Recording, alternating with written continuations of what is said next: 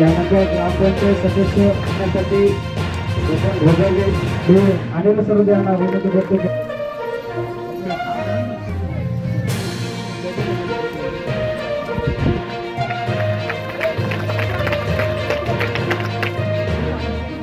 त्यानंतर सुदेश तालुक्याचे सदस्य भाजपचा विधानसभा प्रमुख यांचा सत्कार करण्यासाठी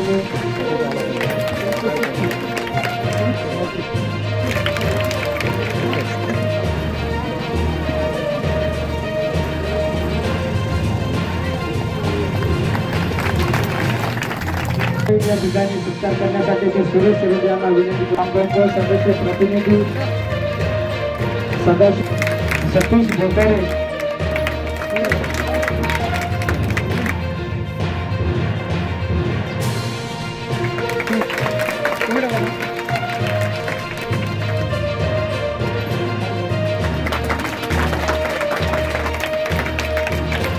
भंडारे यांचा सत्कार करण्यासाठी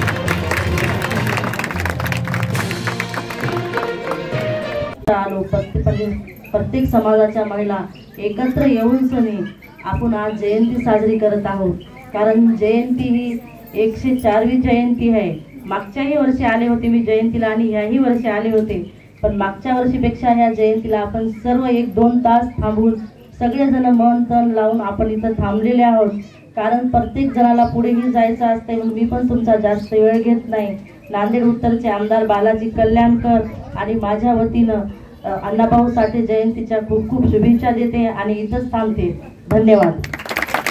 सर्व आमची पाहुणी मंडळी, समोर उपस्थित असलेल्या माता भगिनी, लहान आमच्या मैत्रिणी, उपस्थित सर्व बंधू आणि भगिनींनो, आज अण्णाभाऊ साठे यांची 104वी जयंती आपण साजरी करत आहोत.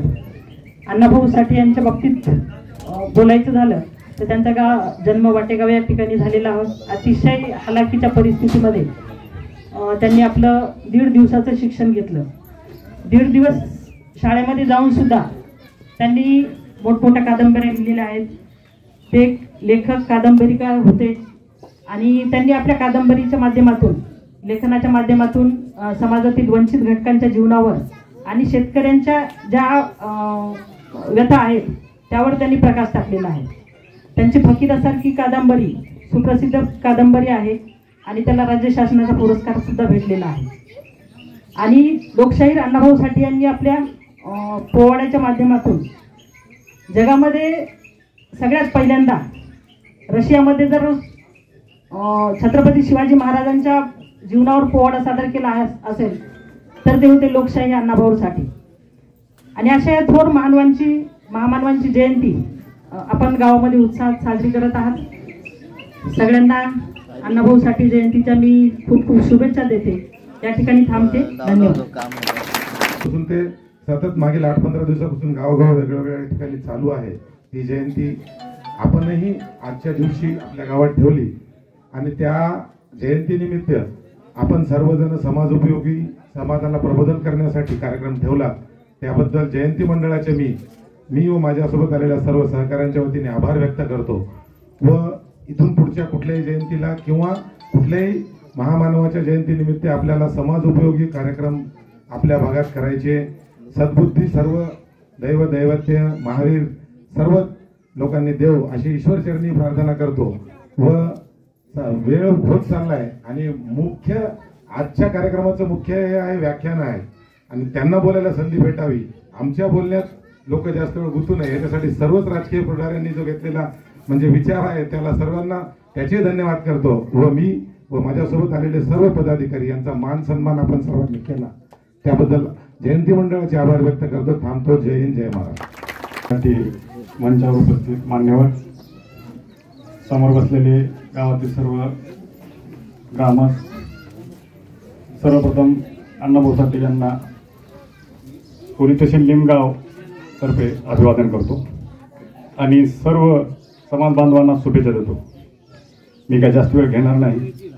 फक्त एक मी या समाजास, आता तुम्ही सगळे जमलेत तर प्रत्येकानं एक आपल्या ज्या मुलासाठी, भविष्यासाठी आपल्याला चांगलं शिक्षण द्या. कारण आता सगळं गोरगरीब आहेत. प्रत्येक जण ऐकत सांगतो एवढंच सांगायचं आहे मला की बाबा प्रत्येक जणाला वाटतं की बाबा माझा मुलगा माझी परिस्थिती गरीब आहे, त्यामुळे माझा मुलगा शिकल का आणि भविष्य काय घडवल. सध्या तर नोकरी नाही, परंतु माझं एक सर्वांना, सर्व समाज बांधवांना एकच सांगणं आहे की प्रत्येक जणांनी एकच विचार करा की नोकरीसाठी शिक्षण देऊ नका. शिक्षण हे फक्त भारताचा चांगला नागरिक बनण्यासाठी शिक्षण द्या. त्याच्यासाठी तुम्ही प्रत्येकानं आपल्या मुलांना चांगल्या पद्धतीचं शिक्षण दिलं पाहिजे. एवढं बोलून मी पुन्हा एकदा लोकशाहीर अण्णाभाऊ साठे जयंतीच्या सर्व बांधवांना. अण्णाभाऊ साठेंनी केवळ मातंगासाठी काम केलेलं नाही तर सर्व मानव जातीसाठी त्यांनी काम केलेलं आहे. तसंच डॉक्टर बाबासाहेब आंबेडकर असतील, त्यांनी सर्व मानव जातीसाठी काम केलेलं आहे. शिवाजी महाराज केवळ मराठ्याचे नव्हते, बाबासाहेब केवळ बौद्धाचे नव्हते आणि अण्णाभाऊ साठे केवळ मातंगाचे नव्हते. महात्मा फुले केवळ माळ्याचे नव्हते, अहिल्याबाई होळकर केवळ धनगराच्या नव्हत्या. त्या सर्वांनी मिळून सर्व मानव जातीसाठी काम केलेलं आहे. हा विचार, हा संदेश आपण स्वतःमध्ये उतरवून इतरांना सुद्धा सांगितला पाहिजे. कोणतेही महापुरुष महास्त्रिया ह्या आपापल्या जातीपुरतं काम करत नसून सर्व मानव जातीसाठी ते काम करतात, सर्वांसाठी काम करतात. इथली जी काही विषमतावादी व्यवस्था आहे, विशेषतः आर्थिक विषमता आणि सामाजिक विषमता ही दूर करण्याचं काम अण्णाभाऊ साठे यांनी केलेलं आहे. कॉम्रेड या शब्दाचा अर्थ, आम्ही सुद्धा कॉम्रेड्स आहोत. आम्ही अण्णाभाऊ साठे या कॉम्रेडच्याच विचारावरती चालणारे आहोत.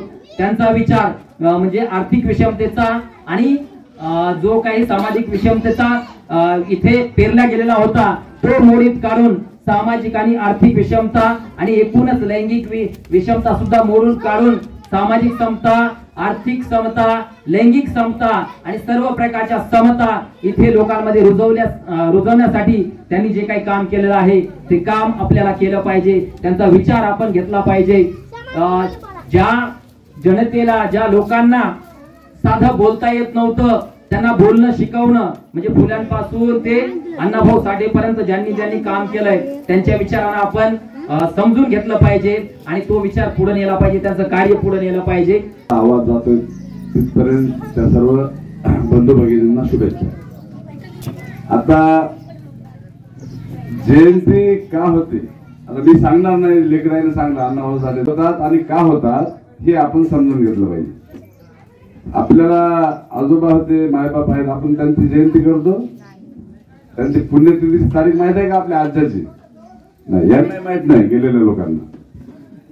परंतु जे माणसं लक्ष वेधीत काम केलेलं असते, ज्यांनी समाजासाठी काम केलेलं आहे, त्या लोकांचा इतिहास हे आपण लिहिण्याची गरज नाही, तो इतिहास ऑटोमॅटिक निर्माण करतो.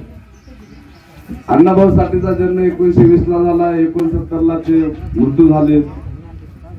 69 ते 86 पर्यंत अण्णाभाऊ साठे मांगाचे होते हे कुणालाच माहित नव्हतं. आता आपल्या इथं गावात जे शिकलेले पोरं आहेत ते सर्व 15वीच्या वर शिकलेले आहेत. नोकऱ्या नसल्यामुळे पानपट्ट्या वगैरे चालू होतात, ते आता त्यांचं नशीब भाग्य म्हणावं, आश्चर्यचं सरकार आहे. तर 1.5 दिवस शाळेत गेलेला माणूस रशियापर्यंत कसा जातो? आमच्या BCom झालेला आणखी रामलीला मैदान माहित नाही, दिल्लीचं आझाद मैदान माहित नाही, मुंबईचं.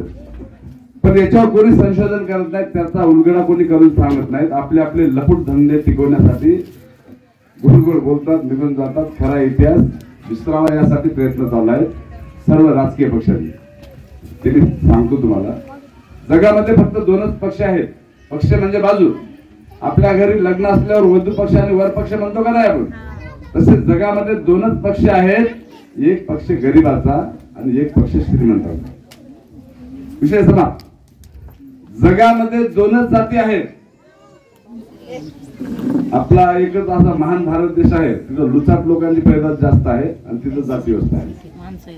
परंतु त्या काळात देव नाकारला अण्णाभाऊ साठेंनी. तुम्ही भाषणात बोलू शकत नाही, तुमचा मास्तर शाळेत शिकू शकत नाही. अण्णाभाऊ साठे सांगितलं आणि देव म्हणजे नाटक आहे, देवाच्या नादीत लागू नका, दारिद्र्याच्या खाईत पडताल तुम्ही. अण्णाभाऊ साठेला मुंबईपासून बांद्यापर्यंत सर्व लोक ओळखत होते, राजकीय पुढारी. अण्णाभाऊ साठे काय फक्त गाणे म्हणत होते का? गाणे म्हणत नव्हते. गाणे तर प्रत्येक माणूस म्हणते, किती गाणं प्रत्येक माणूस म्हणतो.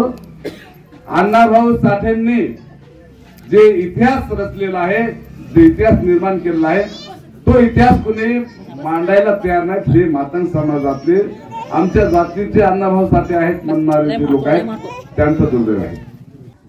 देश एक, भारत एक, गाव एक, रक्त एक आणि जाती आणि चांगली गोष्ट नाही. रक्त एक आहे तर माणूस सगळे एकच आहे आणि माणूस एक आहे तर असं काय जे व्हायले ते चांगली गोष्ट नाही. जग बदल घालून निघाव मज सांगून गेले भीमराव अशी डरकाळी फोडत सामाजिक परिवर्तनाचे हाक देणारे साहित्यरत्न अण्णाभाऊ साठे यांच्या चळवळींना यांच्या साहित्यांना मी पहिल्यांदा नतमस्तक होते, त्यांना अभिवादन करते. आणि आपण या सोमेश्वर गावामध्ये खरं तर मी पहिल्यांदा आली नाही, मी सातत्यानं गेली 2 वर्षापासून या अण्णाभाऊ साठेंच्या जयंतीच्या कार्यक्रमाला येत असते. तुम्ही मला ऐकत असता. सोमेश्वर गावातील बंधू आणि भगिनींचं आणि या जयंती मंडळाच्या अध्यक्ष मंडळांचं मी क्रांतिकारी अभिनंदन करते, आभार मानते. खरं तर कॉम्रेड गंगाधर गायकवाड असतील, आपले कासलीवाल सर असतील, कॉम्रेड नसीर असतील, अनेक वक्त्यांनी अत्यंत चांगल्या पद्धतीने समजावून सांगितलेलं आहे. खरं तर ही अण्णाभाऊ साठेंची जयंती म्हणजे त्यांच्याबद्दल त्यांना समजून घेण्याची गरज असते. परंतु सोमेश्वर ह्या गावामध्ये दुर्दैवाने आम्हाला म्हणावं लागेल की त्यांना म्हणजे त्यांच्याबद्दल बोलण्याचं विसरून आजच्या राजकारणाने आमच्या डोक्यावरचे मिरची वाटण्याचं काम केलं. यांच्या विरोधात बोलण्याची आम्हाला या ठिकाणी गरज पडते. हे आमचं दुर्दैव आहे. खरं तर त्या काळामध्ये अण्णाभाऊ साठे हे कोण्या एका समाजासाठी त्यांनी काम केलं नाही, तर त्यांचाही एकच नारा होता की ही क्रांती लाल असते, हे रक्त लाल असते. त्या काळामध्ये त्यांनी भांडवलदाराच्या कारखानदाराच्या झोपा मोडण्यासाठी ही केलेली डरकाळी होती.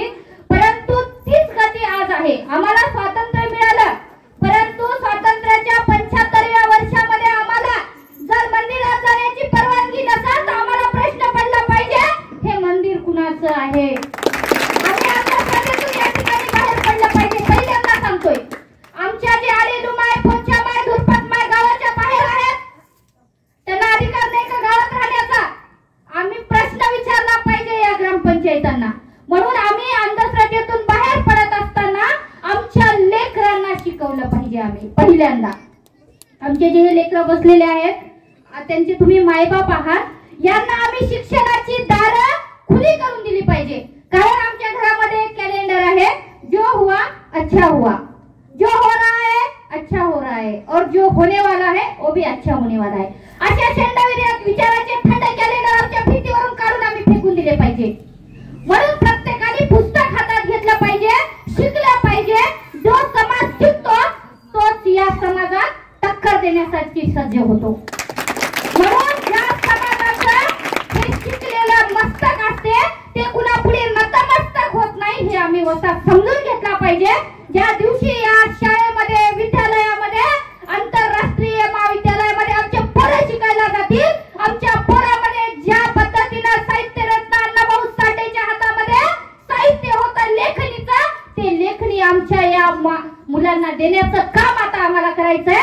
ज्या दिवशी आमचं लेकरू डॉक्टर होईल, ज्या दिवशी आमचं लेकरू इंजिनियर होईल, ज्या दिवशी आमचं लेकरू कलेक्टर होईल, त्या दिवशी आम्ही या बेड्यातून मुक्त झाल्याशिवाय राहणार नाही. या ठिकाणी एवढंच आपल्याला सांगतो आणि पुन्हा एकदा अण्णाभाऊ साठे जयंतीच्या खूप खूप शुभेच्छा देतोय आणि थांबतो. लाल सलामी, इन्कलाब जिंदाबाद, जय हिंद. बुद्ध बसव, शिव लव फुले, बाबासाहेब अण्णाभाऊ, मान्यवर कानशीरामजी या सर्व महामानवांच्या विचारांना सर्वप्रथम मी विनम्र अभिवादन करतो. गाव कुसाच्या बाहेर हागंदरीत मसनवट्यात जन्मलेले तुम्ही आम्ही लोक आहोत. आज बी आपल्या वस्त्या कुठं आहेत? गाव कुसाच्या बाहेर आहेत, हागंदरीत आहेत, मसनवट्यात आहेत आणि तिथं जन्मलेले तुम्ही आम्ही आपण लोक आहोत. आज डॉक्टर अण्णाभाऊ साठे यांची जयंती 1 ऑगस्ट पासून 31 ऑगस्ट पर्यंत सगळीकडे होत चालली आणि आज सोमेश्वर मध्ये होत आहे. आता त्या जयंती मंडळामध्ये सांगितलं की बरेच तुमच्या गावातल्या समस्या सांगल्यात, आपल्यावर होणाऱ्या अन्याय अत्याचाराच्या बी गोष्टी सांगितल्यात. का होतात आपल्यावर अन्याय अत्याचार, त्याची वेगवेगळं कारण आहे. प्रमुख कारण आहे त्याच्यामध्ये की आपण संघटित नाही. आपला एखादा मोरक्या असेल तर आपण त्याच्या पाठीमागे राहत नाही. आपला एखादा माणूस काम करत असेल तर आपण त्याच्या पाठीमागे जात नाही.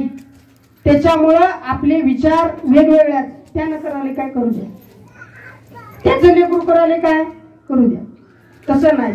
त्यानं जे काही करेल ते मऊ आहे आणि ते जे काही करेल त्याचा मला पाठिंबा आहे एवढं सांगायचं आणि पुढच्या सोबत बिनधास्त भिडायचं.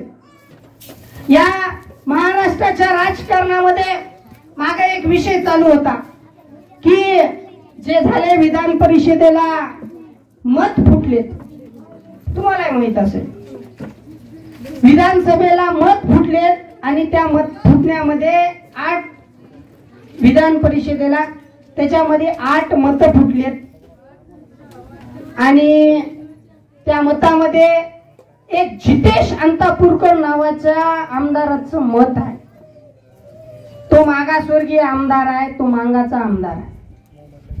महाराष्ट्रामध्ये आतापर्यंत कितीदा तरी मत फुटलेत, कधी भी याची इतकी चर्चा झालेली नाही किंवा झाली जरी असली तर ती तिकडून तिकडेच राहिली. पण एवढं महाराष्ट्रभर काँग्रेसनं त्या जितेश अंतापूरकरची इतकी बदनामी केली का तर त्यांचं मत फुटलं. काँग्रेसचे उमेदवार किती होते, एकच उमेदवार होता, 43 का 46 याचे आमदार आहेत, त्याचे 46 ला 46 पडले. मग याच्या सोबत कुठे गेली, कोण बेईमानी केली, हाही प्रश्न होते. पण वारंवार संघ आणि बीजेपी कडून अण्णाभाऊ साठेची किंवा मातंग समाजाचा अपमान करण्याचा षडयंत्र वारंवार चालू आहे. तसं आता या काँग्रेसवाल्यांनी बी ठेका घेतलेला आहे अण्णाभाऊ साठेची मातंग समाजाची बदनामी करण्याचा. हे जाहीरपणे मी सांगतो.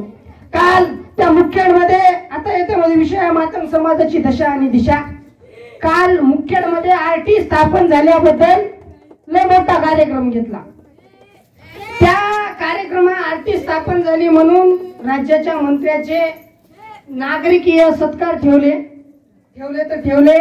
त्या कार्यक्रमामध्ये सगळ्याला माहित असेल, जास्त तरुणाला माहित असेल, गौतमी पाटीलचा डान्स किंवा गौतमी पाटीलचा सत्कार ठेवायचा होता आयोजकाला. आयोजक कोण, आपले. आयोजन कोण करते, आता आरटी स्थापन झाली, लोकांना खुशी थोडीच होणार आहे, आपल्याच माणसाला खुशी झाली. आयोजकांना ठेवले विशेष आकर्षण. त्या कार्यक्रमाचं विशेष आकर्षण काय होतं, गौतमी पाटील. गौतमी पाटीलला कुठं आरटी साठी लाठी काठी मोर्चा आंदोलन केलता काय, 3 लाख रुपये देऊन तिला आणा, तिला आमच्या माया बहिणीच्या देखता नाचवा. इथं बसलेल्या आज इतक्या मान्यवरांनी इथल्या लेकराचं कौतुक केलं. उद्या तर श्याम सरोदेनं इथं गौतमी नाचली तर ही पोरगी दुसऱ्या दिवशी म्हणती गौतमी तिने नाचून गेली, पुढच्या वर्षी मला नाचायचं म्हणते. इथं मग आपण कुठल्या दिशेने आपल्या समाजाची दिशा घेऊन करतो, ही आपली दशा नाही का. आपल्यावर होणाऱ्या अन्याय अत्याचाराची गोष्ट आपल्या आमदाराला खासदाराला सांगली. आपल्याला बाबासाहेबांना स्वतंत्र मतदारसंघ दिला, मात्र त्याचा आमदारही पाहिजे होता. महात्मा गांधी पुणे करारामध्ये ते झालं नाही किंवा गांधीवादामुळे ते होऊ दिलं नाही. आता आपल्या मांगाचा माणूस आमदार आहे, मात्र तो आपले प्रश्न न उचलता, आपल्या विचाराचे प्रश्न न विचारता तो पक्षाचे प्रश्न विचारतो आणि त्या पक्षाला समर्थन देतो, कारण त्याला उद्या दुसऱ्या मताची गरज असते. भारत देशाच्या राजकारणामध्ये मातंग किंवा महाराष्ट्राच्या राजकारणामध्ये मातंग समाजाची काय दिशा आहे. मांगामुळे कोणी निवडून आलो बी म्हणणार आणि मांगामुळे कोणी पडलो बी म्हणणार आहे काय, कोणीच म्हणणार. म्हणतात का बा सोमेश्वर तुमचा सांगा, तुम्हाला म्हणतात का नाही बापू तुमच्यामुळे पडलो, बरं ध्यान ठेवा, नाही तुझ्यामुळेच निवडून आलो असं म्हणतात का कोणी. आधी मतदानाच्या दुसऱ्या रात्री म्हणतात ज्या मागवाड्यामध्ये मटणाच्या पिशव्या द्या, दारूच्या बाटल्या द्या, हजाराच्या नोटा द्या, मतदान आपला आहे दुसरीकडे जाईल. आधी सांगतात कार्यकर्त्या, लगेच 4 वाटप कार्यकर्ते. ही किंमत आपल्याला कळली. मत कितीला राहते? कितीला? 500ला, 1000ला. आज कोंबड्याची किंमत किती आहे तुमच्या गावात? बकऱ्याची किंमत किती आहे?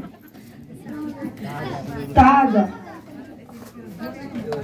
ज्याला 4 पाय हात, हिरव्या पाण्याशिवाय काही खाईना, त्याची किंमत 10,000 रुपये आहे. आणि तुम्ही माणसं आहात, तुम्हाला चांगलं कळतंय, वाईट कळतंय, कवा झाल्यानं काय करावं कळते. मग तुमची किंमत 500 रुपये आहे. ते बी 5 वर्षाच्या गुलामीसाठी 500 रुपये तुमची किंमत आहे. तर आपल्या मताची किंमत ही 500 आहे. संध्याकाळच्या रात्रीच्या नोटात खुश होऊन आपण आपले मत विकतो. मी वारंवार सांगत असतो की निवडणूक ही 5 वर्षासाठी नसती, ही निवडणूक येणाऱ्या भविष्यासाठी निवडणूक असती. कारण आपण घेतलेला निर्णय हा 5 वर्ष तिथं सत्ता करते आणि आपण निवडून दिलेले प्रतिनिधित्व त्याचं प्रतिनिधित्व करतात.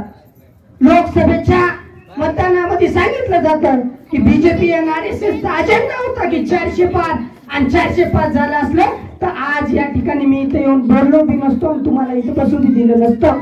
तर त्या दिवशी 400 पार झाले असते. तर पुन्हा हे देश गुलामीच्या प्रवाहामध्ये न्यायचा आहे. हे देश त्यांना गुलामी सत्तेत ठेवायचा आहे.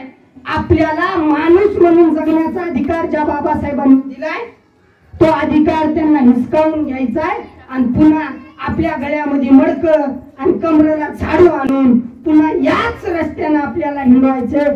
त्याच्यासाठी सांगालो की आपली दिशा ही राजकीय दिशा तुम्हाला कास्ट बेस असणाऱ्या पक्षासोबत तुम्हाला जोडावं लागणार आहे. तुमची नाळ शाहू फुले आंबेडकर बाबासाहेबांना भाऊच्या विचारासोबत जो पक्ष ठाम राहील त्याला मतदान करून आपल्याला त्याचे प्रतिनिधित्व निवडून आपल्यावरच्या अन्याय अत्याचार, आपल्या समाजाचे प्रश्न, आपल्या वाड्या तांड्या वस्त्या गल्ल्या नगरामधले प्रश्न जो कोणी तिथल्या विधानसभा तिथल्या लोकसभेमध्ये मांडेल त्याला आपल्याला मतदान करायचं आहे.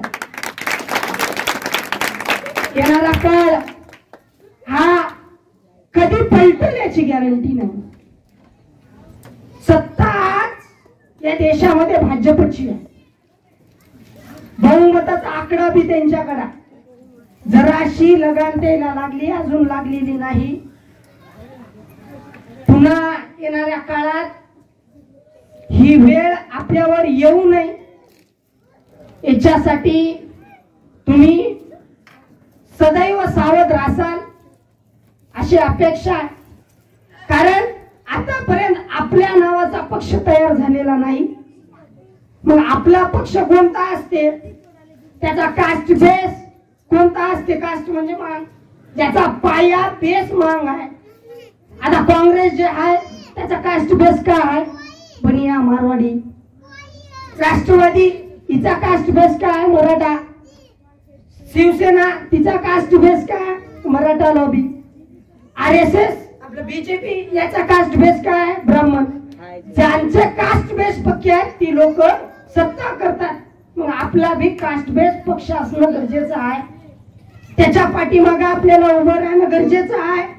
येणाऱ्या काळात आपण आपले लोकप्रतिनिधित्व त्याच्यातून निवडून देणार आहात. त्याच्यासाठी आपली विचारधारा एक पाहिजे.